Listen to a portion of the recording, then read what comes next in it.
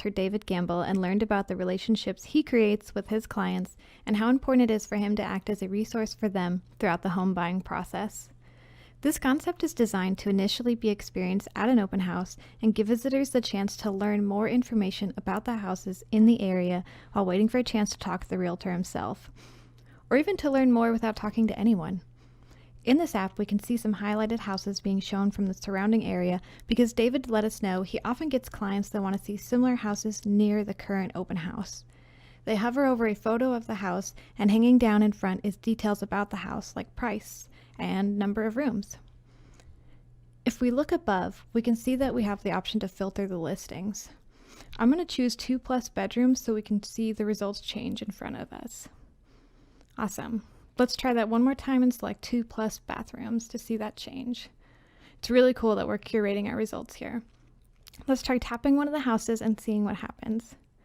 Looks like the house is growing larger and the current details expanded while also giving us more details specific to this house. On the left, we can see a mortgage specialist who can help us secure loans if we need one.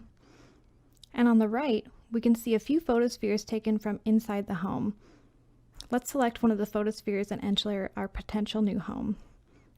We now have a fisheye view of the space reusing 360 images realtors use all the time. Now that I have an idea of what this property looks like, I'm really excited to see the place in person. So I'm going to try and schedule a meeting with this realtor by selecting on his card that's been hovering. This takes us to his personal website where we're able to contact him directly.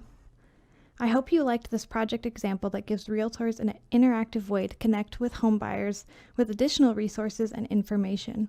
If you'd like to see some more, be sure to check out our website, torch.app, and our other use cases on YouTube. Thanks for watching. Bye. Don't stop.